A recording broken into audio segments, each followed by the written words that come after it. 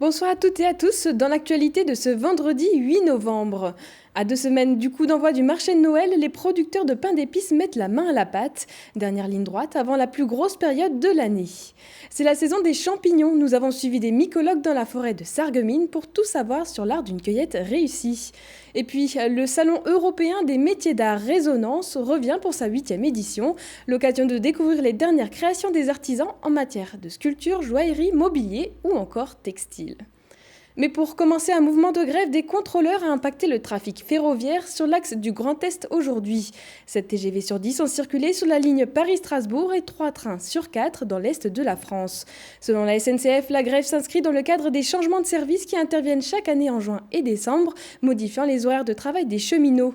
Une raison que dément l'intersyndicale. Pour elle, il n'est nullement question de changement de service, mais bien d'un ras-le-bol général qui s'exprime largement sur le territoire. Le préavis de grève se poursuit jusqu'à demain matin, 8h. Autre mobilisation demain, les Gilets jaunes se rassemblent de nouveau à Strasbourg. La manifestation est prévue à 11h, place de l'Étoile, pour un départ du cortège à 13h.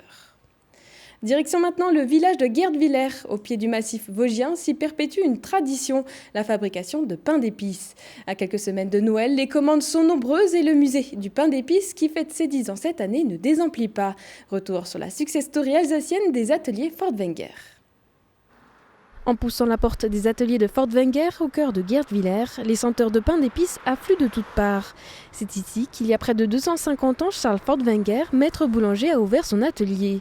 Depuis, l'entreprise familiale s'est développée avec des boutiques en Alsace et un nouveau site de production à Ensisheim, devenant au passage le plus gros fabricant de pain d'épices en France. Mais son ambition ne s'arrête pas là, le site de production du siège va s'agrandir en 2020 de 1800 m² supplémentaires. On s'est agrandi sur d'autres sites. En effet, l'année dernière, on a agrandi à Ensisheim. C'est déjà trop petit aujourd'hui par rapport au marché, à l'évolution. C'était important de revenir un petit peu à Guerdviller. Je pense qu'à un moment, c'est notre siège. Donc, en tout, on aura un peu plus de 2500 m² de rajout de production en fait, qui nous permettront de fabriquer et du bredela et du biscuit et peut-être même d'autres choses. 3 millions d'euros ont été investis pour acheter les bâtiments et l'outil de production. Aujourd'hui, la société familiale emploie 70 salariés pour un chiffre d'affaires de 18,5 millions d'euros en 2018.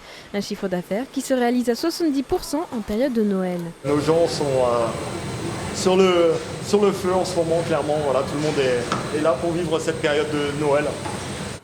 La recette du pain d'épices est simple, de la farine, du miel, du sucre et bien sûr des épices. Ensuite, toutes les fantaisies sont permises et à chaque année, sa nouveauté. Au niveau des biscuits, cette année, on va clairement parler du mini Stollen à la Mirabelle, qui a reçu un prix aux États-Unis de l'innovation française et qui est aujourd'hui notre top vente. Et après, dans les nouveaux pains d'épices, on a sorti des pains d'épices en fait en 200 grammes, donc des petits formats, avec par exemple de la mangue, avec des pains d'épices au poivre également, et des choses assez originales qui vont très bien accompagner en fait, que ce soit le foie gras comme on connaît, mais également le fromage ou le saumon. Et pour faire découvrir les coulisses de la fabrication du pain d'épices aux consommateurs, la société a ouvert en 2009 le Palais du pain d'épices. Un musée retraçant l'histoire du pain d'épices en Alsace et les secrets de sa recette. Le tout dans un univers ludique. L'envie, c'était déjà de communiquer auprès de nos consommateurs, petits ou grands, expliquer quelque part quelle était notre histoire ici en Alsace. Aujourd'hui, on voit très bien quelque part que le consommateur se rapproche de ce genre de choses dans la mesure où il aime comprendre, il aime savoir. Et c'était vraiment la volonté de base, vraiment faire comprendre notre produit, notre tradition. Depuis 10 ans, plus de 700 000 visiteurs ont franchi la porte du Palais du pain d'épices. Il est ainsi devenu un site touristique important de la région. Ça sent le pain d'épices, les feuilles tombent des arbres et le froid arrive, des signes qui ne trompent pas, l'automne est bien là. Et avec elle, la saison des champignons. Et 2019 est une année faste, mais pour que la récolte ne vire pas au drame, il vaut mieux connaître les astuces et bonnes pratiques d'une cueillette réussie. Direction Silsheim, en Alsace-Bossu, où Cécile Motz a suivi des habitués du monde mycologique.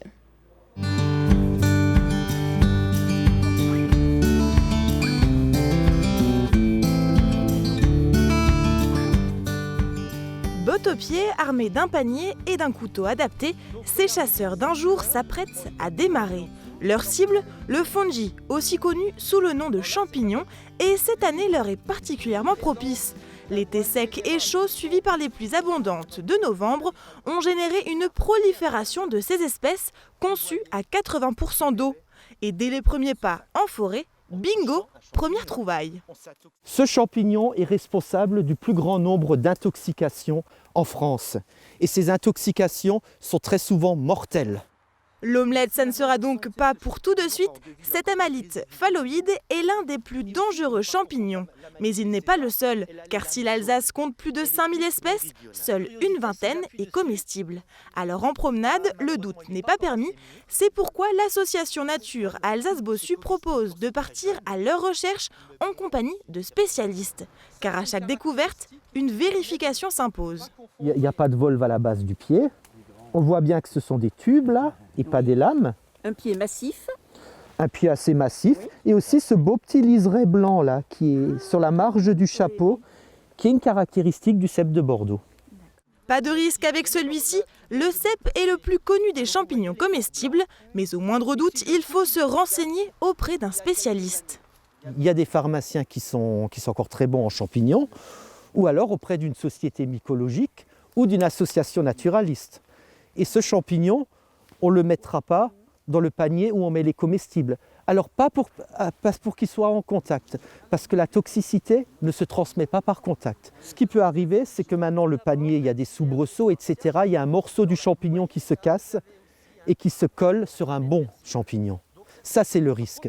L'erreur que font beaucoup de débutants, c'est d'aller en forêt avec un livre et comparer des photos de champignons avec le spécimen qu'ils ont récolté. Il ne faut surtout pas faire ça.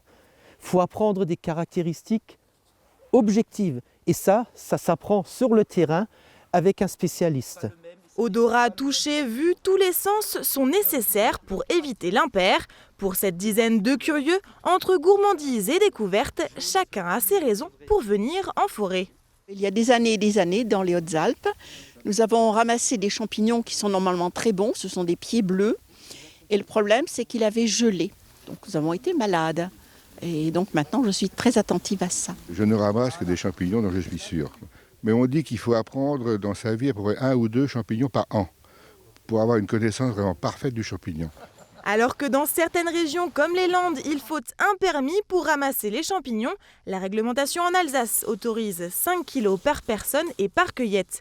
Pour les trop gourmands, l'amende sera salée, 750 €. La saison touche bientôt à sa fin car à l'arrivée des premières gelées, plusieurs champignons disparaîtront. Mais d'ici là, place maintenant aux pieds de mouton et aux trompettes de la mort, alors bonne cueillette. C'est le moment pour les artisans d'art de dévoiler leurs créations au grand public. La 8e édition du Salon européen des métiers d'art Résonance a ouvert ses portes ce matin. En quelques années, il s'est imposé comme une référence au niveau national, grâce notamment à sa sélection très pointue. Un lieu prisé par les acheteurs, les curieux et les professionnels des métiers d'art.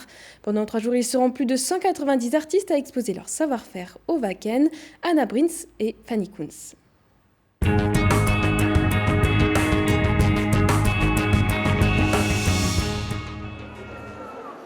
Mobilier, bijoux, décoration, luminaires, mais aussi mode, sculpture ou céramique.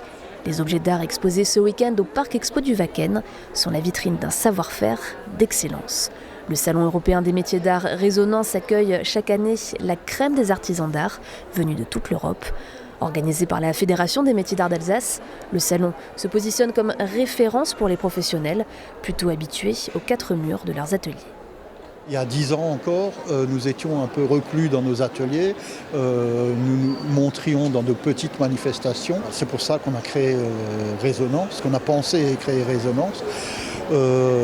D'année en année, le public augmente, la qualité du public aussi, le regard du public. Alors les scolaires, on y tient particulièrement parce que c'est une manière d'ouvrir les yeux de la jeunesse à ces métiers-là. Dans leur cursus scolaire, ils n'ont pas vraiment l'occasion de toucher aux matériaux et là, ça les sensibilise à un autre monde. Et cette année, le salon innove en proposant une vente aux enchères autour de Table Collecte, une exposition collective. 30 artisans se sont penchés sur un objet du quotidien, le tabouret, parfois à table basse ou pouf, en verre, en bois, en céramique, en cuir, en tissu ou doré. Le thème est réfléchi de différentes manières, selon la matière, le savoir-faire et les techniques de chacun. Notre moyen d'expression est un métier, est un savoir-faire. au service d'un discours, d'une histoire, de quelque chose qui va se rapprocher du monde de l'art. Donc on est ce secteur charnière entre ces deux mondes-là. Et du coup, cette exposition collective, c'était intéressant de le montrer et de le vendre par le biais de cette vente aux enchères, au bénéfice d'une association écologique qui s'appelle les Vives d'Alsace. La vente aux enchères des tabourets aura lieu dimanche à 18h30 et durant tout le week-end et jusqu'à lundi, le Salon Résonance propose également ateliers, conférences et démonstrations de savoir-faire. Certains objectifs se focalisent sur les grands monuments des capitales. Celui du photographe alsacien Vito Le Niam s'est plutôt penché sur le métro. A priori, ce n'est pas le lieu le plus photogénique et pourtant il y a réalisé plus de 150 portraits. Ils sont à voir dans la bibliothèque municipale de son village d'origine Ensisheim. Marine Dis l'a rencontré. Il faut lever la tête pour apercevoir les portraits réalisés par Vito Le Niam, accrochés entre deux étagères de livres dans cette petite bibliothèque municipale. Ces clichés ont été pris à New York, Tokyo et Paris. C'est d'ailleurs dans la capitale française qu'il a immortalisé ce couple en train de s'embrasser. Je me mettais finalement sur le quai et j'attendais que le métro arrive. Et je savais où le métro finalement allait, où les portes de métro allaient s'ouvrir. Donc je choisissais au hasard une porte de métro. Elle s'ouvrait et je shootais directement des fois. Et en fait, j'avais ce petit exercice des fois de laisser le hasard choisir pour moi les gens que j'allais prendre en photo. On sait jamais finalement sur qui on va tomber, quel type d'image on va avoir. Et c'est ça un peu la magie de ces photos. C'est qu'on y va, on dit ouais, aujourd'hui je vais essayer d'aller prendre des photos. Des fois on tire rien, des fois on a des super belles photos, on a des super moments en fait, comme celui-là. Vito Le Niam n'est pas un professionnel, la photo est une passion. Elle a débuté il y a une dizaine d'années et c'est lors de son premier voyage à New York qu'il décide un peu par hasard de sortir son appareil photo dans le métro. Durant les heures un peu creuses, les moments creux, les moments où on circule pour aller d'un endroit à un autre, où on rentre chez soi, on rentre à l'appartement qu'on a loué, ou tout comme ça, on cherche quoi faire. On cherche une occupation. Alors moi j'avais mon appareil et je me suis dit mais pourquoi pas finalement prendre les portraits des gens. Au début c'était un exercice. J'ai pu avoir des jolies photos, ce qui fait que l'année d'après j'y suis retourné pour ça en fait, pour prendre des photos de New York et du métro. Et c'est un fil rouge qui a commencé et que j'ai continué à Tokyo et puis à Paris. L'exposition New York, Paris et Tokyo en métro est à voir à la bibliothèque municipale d'Ensisheim jusqu'au 14 décembre. Tout de suite, l'image du jour signée Olivier Anne. Tous ces panneaux routiers ne vous disent rien, vous ne vous seriez pas qualifié pour la finale de l'étonnant concours lancé par la préfecture du Haut-Rhin. Guebwiller accueillera mercredi prochain la finale du concours départemental du code de la route. Tous ensemble sur la route est un challenge intergénérationnel sur le code de la route, dont l'objectif est de sensibiliser et de communiquer sur les dangers de la route via une animation originale. Les 14 finalistes de tous âges avaient participé au concours dans les 14 municipalités étapes du Haut-Rhin.